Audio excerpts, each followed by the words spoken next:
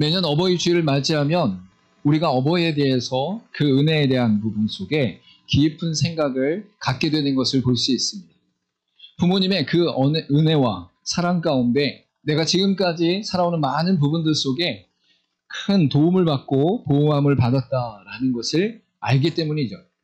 특별히 이러한 은혜를 생각할 때에 각각의 삶 가운데 내가 부모님으로부터 무엇을 물려받았는가, 또한 무엇을 얻었는가 라는 것을 생각할 수 있지만, 가장 중요한 것은 무엇이냐면 부모님을 통하여 하나님께서 내게 육체의 생명을 주셨다라는 것을 분명히 알 수 있는 것이죠.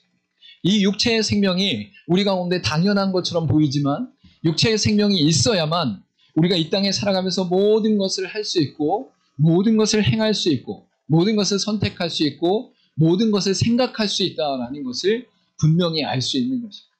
그래서 이 생명을 주었다는 사실 앞에서 부모님에게 감사하며 기뻐하는 것이 자녀된 도리로서 우리의 삶 가운데 매우 중요하다라고 말할 수 있는 것입니다.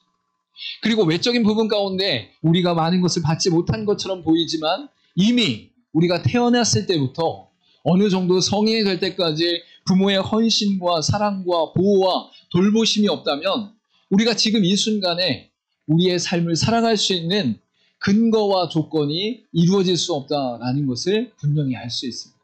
그래서 우리가 부모님에 대하여 지금까지 모든 것 지켜주시고 돌보아 주시고 함께한 것으로 말미암아 더욱더 기뻐하는 저와 여러분의 관계가 되기를 간절히 소망합니다.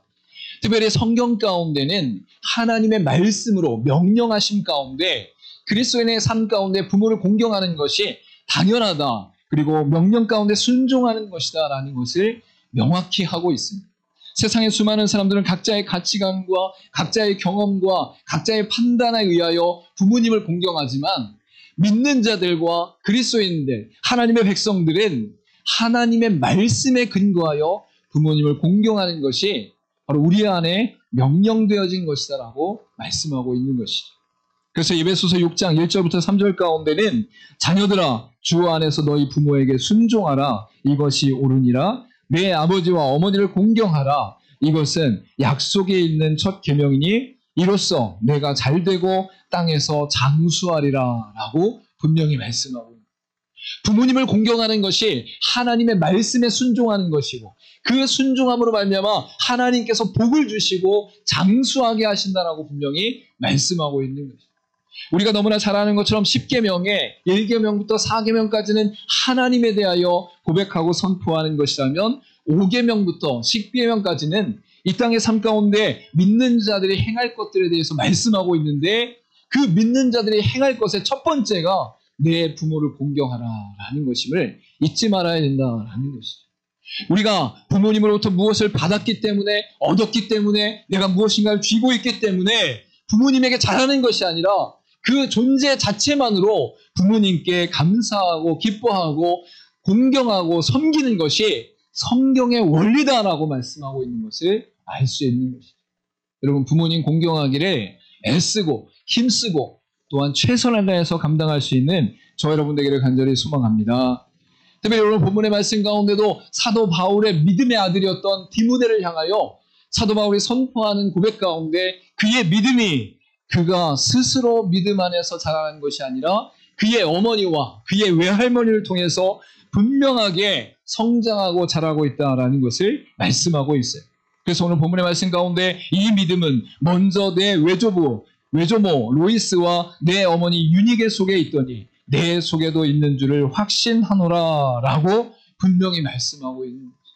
당대의 사도 바울을 통하여 그가 목회자로서 가르치는 자로서 아름답고 귀하게 세워졌는데, 그 디모데의 인생 가운데 그가 스스로 우연히 믿음이 발생하는 것이 아니라 하나님의 섭리와 하나님의 역사 안에서 그의 어머니와 외조모를 통하여 믿음이 전수되었다, 전달되었다라는 것을 분명히 말씀하고 있는 거죠. 디모데의 현실과 상황들이 어떠한지는 모르지만 그가 외적으로 누리고 붙잡고 있고 갖고 있는 것을 말씀하고 있는 것이 아니라 바로 외조모와 어머니 속에 있던 것이 너의 속에 있어서 너의 속에 있는 그 믿음이 거짓 없는 믿음이구나 라고 선포하는 것이 사도 바울의 선포다라는 것을 말씀하고 있는 거죠. 여러분 보통 우리가 부모님으로부터 무엇을 물려받는가 생각하면 외적인 것들을 많이 생각할 수 있어요. 내가 눈에 보이는 것을 생각할 수 있어요. 세상 사람들이 말하는 수많은 기준 가운데 내 손에 쥐고 가질 수 있는 것을 생각할 수 있어요. 여러분 그러나 성경은 부모로부터 물려받은 것이 무엇인가라고 생각할 때에 또한 하나님 앞에 물을 때에 우리 속에 무엇을 물려주셨는가를 생각할 수 있어야 된다. 부모님을 통하여 우리 가운데 진실됨과 정직됨과 사랑함과 섬김과 기쁨이 흘러 넘쳐서 그 부모로부터 받은 것이 내 인생의 충만함과 풍성함으로 나타나고 있는가를 살피게 하는 것이 성경의 원리다라는 것이죠. 여러분 그런데 그 성경의 원리 속에 가장 중요한 것이 무엇이라고요? 믿음을 물려받았는가?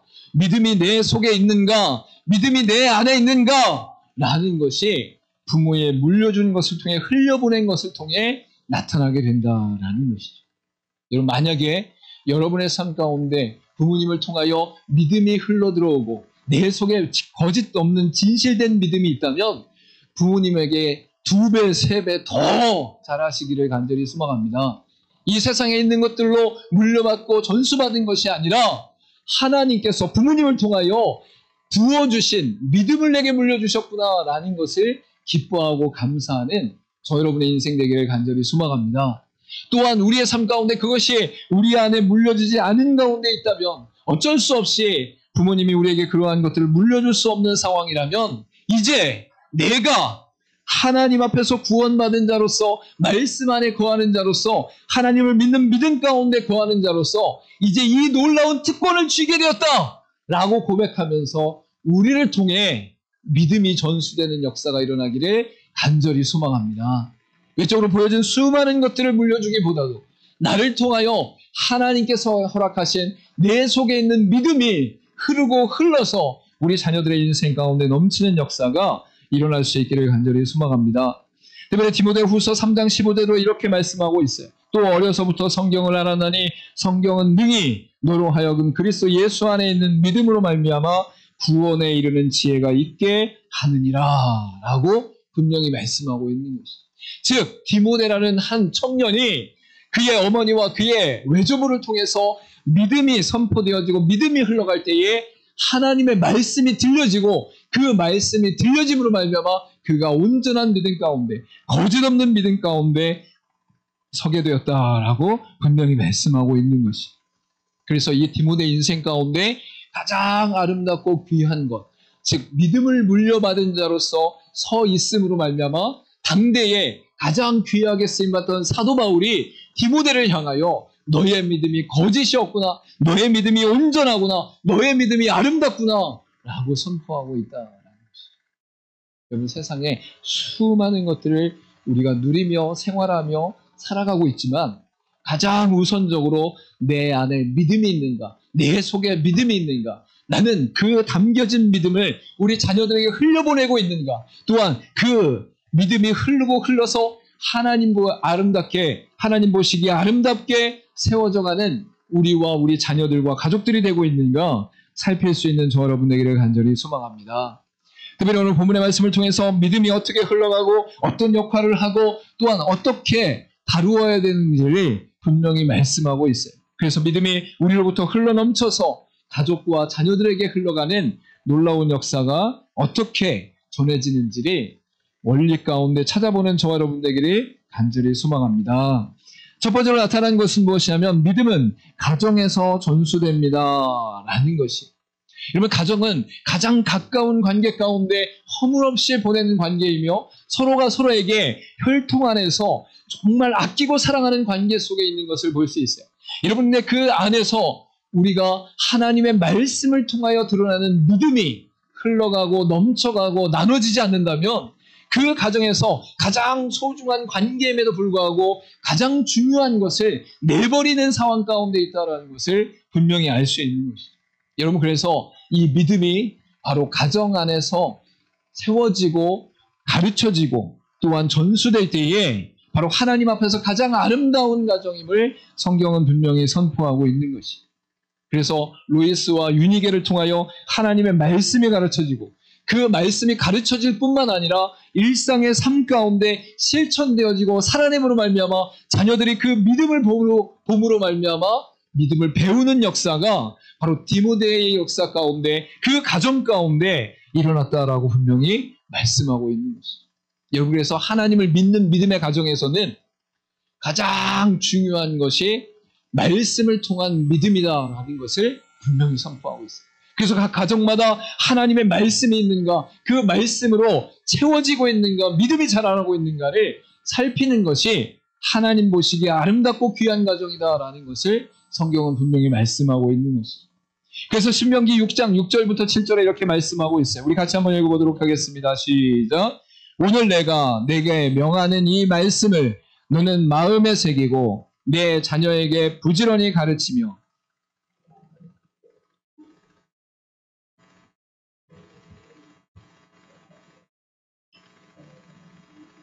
하시면 아멘. 우리가 신앙 가운데 부모로서 자녀들에게 모범을 보이지 않는다면 우리의 삶 가운데 말로는 교회 다니고 말로는 말씀을 읽으라고 할 수 있지만 삶으로 드러나서 모범이 되어야 할 삶이 우리 가운데 나타나지 않을 수도 있어요. 여러분, 그런데 성경은 분명하고 명확하게 우리 부모를 통하여 자녀들에게 하나님의 말씀이 부지런히 가르쳐지고 또한 보여지고 나타나도록 하여라 라고 분명히 말씀하고 있는 것이죠. 예전에 한 목사님이 주일학교 학생에게 질문을 이렇게 했어요. 얘야, 너는 하나님을 사랑하니? 라고 물어봤다라는 것이죠. 근데 그 아이가 이 목사님에게 어떻게 대답했냐면, 네, 우리 엄마는 하나님을 사랑해요 라고 우문현답같이 대답하는 것을 볼 수 있어요. 그래서 이 부모님은 그 아이를 바라보면서 네가 아직 너 스스로 믿음이 없구나, 너 스스로 하나님을 만나지 못했구나, 너 스스로 나의 하나님이라고 고백할 수 있는 단계는 아니구나 라고 속으로 생각하셨다. 근데 그 목사님이 돌아가서 기도하면서 그 아이의 말을 되새길 때에 놀라운 사실을 깨닫게 되어지는데, 그 가정 가운데 이 아이가 바라보는 믿음의 대상이 있구나. 믿음이 무엇인지를 발견할 수 있는 엄마가 있구나. 엄마가 얼마나 하나님을 사랑하면, 얼마나 하나님을 의지하고 바라보면 이 아이의 눈에 봤을 때에 그 어머니를 향해서, 그 어머니에 대해서 엄마가 하나님을 사랑해요라고 고백할 수 있는가라는 것을 깨닫게 되었다. 여러분, 여러분의 자녀들이 여러분을 바라보면서 믿음이 전수되고 있습니까? 여러분의 자녀들이 여러분을 바라보면서 하나님이 살아계시구나, 우리 어머니와 우리 아버지는 하나님을 뜨겁게 사랑하는구나 라고 고백하는 그 마음이 나타날 수 있습니까? 여러분, 가정을 통해서 말씀이 가르쳐짐과 동시에 우리의 삶을 통하여 하나님의 말씀과 하나님을 향한 믿음이 전수되는 역사가 일어나기를 간절히 소망합니다.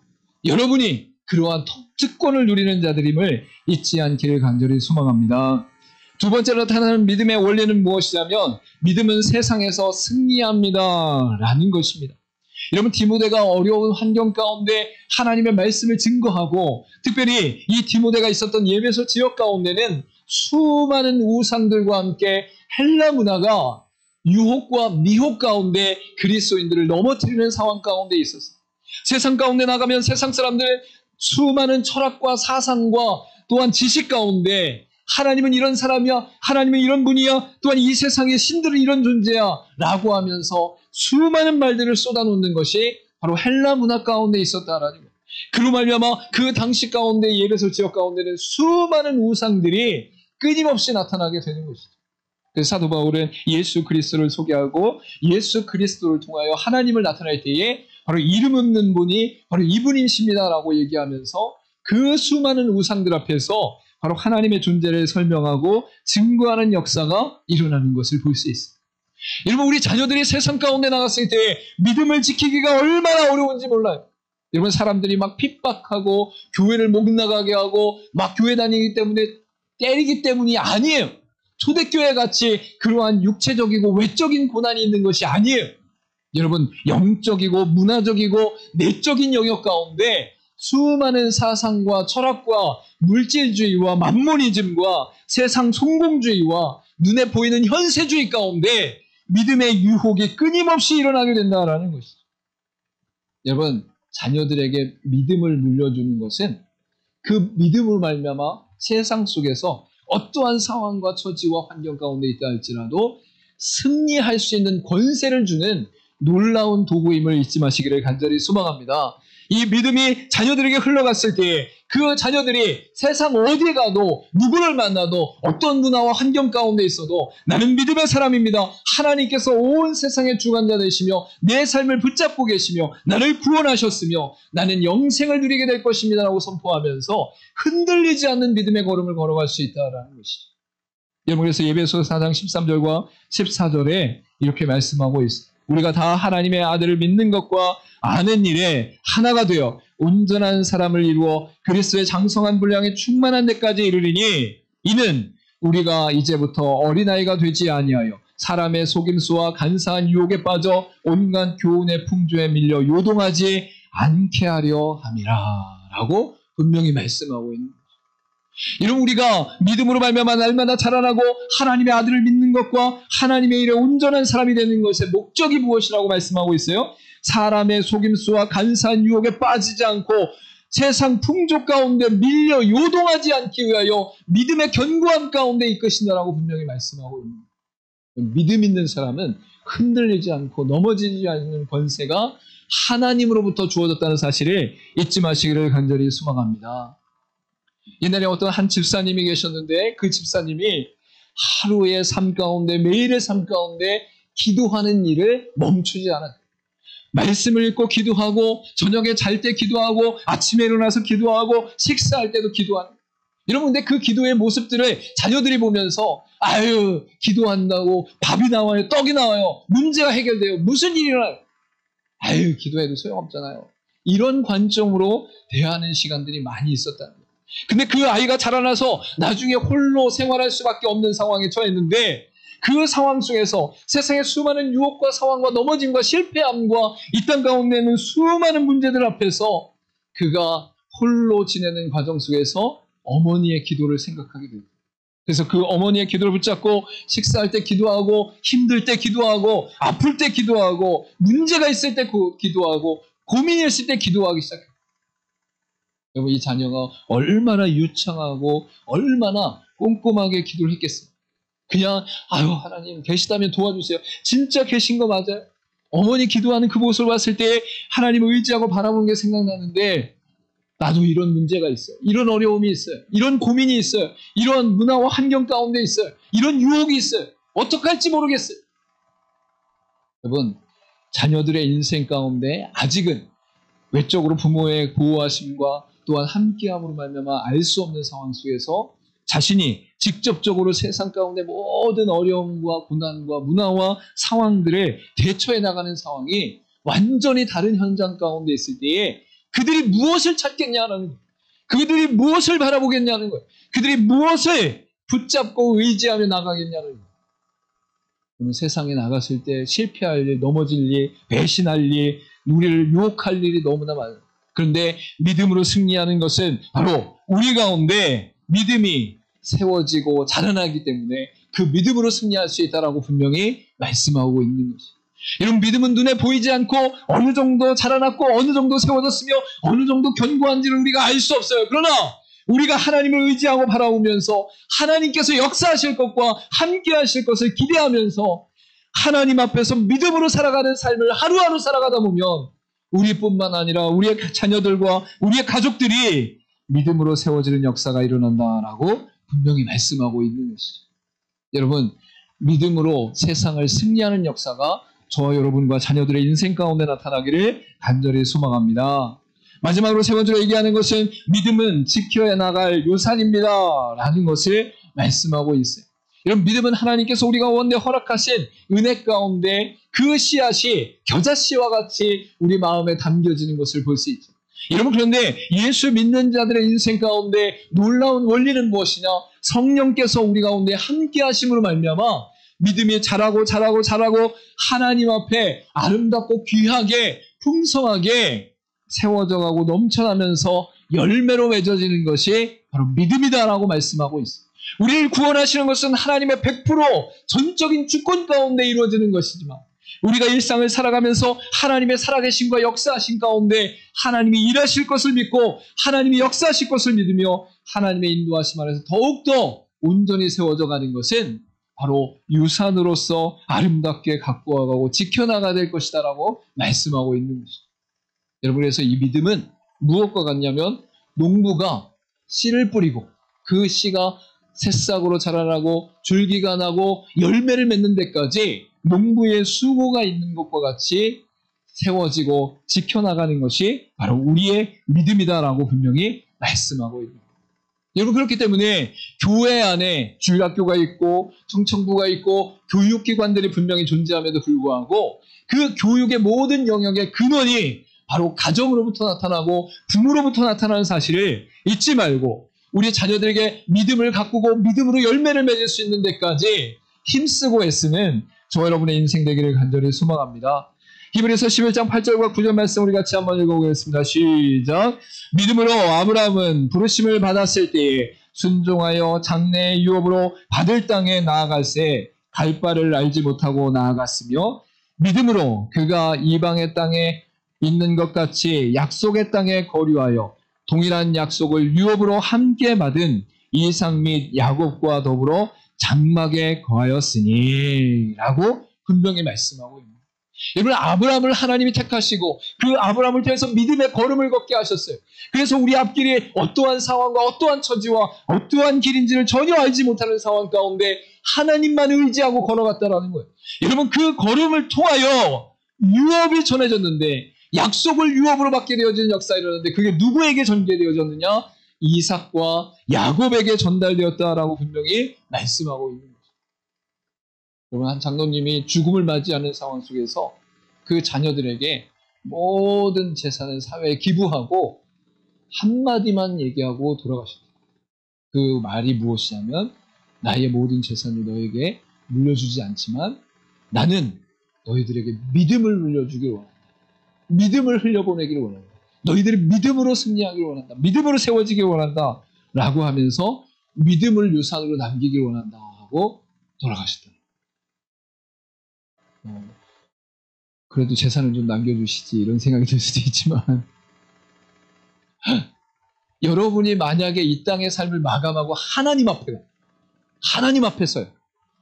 그럼 남아있는 자녀들에게 뭘 남겨주고 싶어요? 뭘 유산으로 넘겨주고 싶어요? 뭘 유업으로 흘려보내고 싶어요?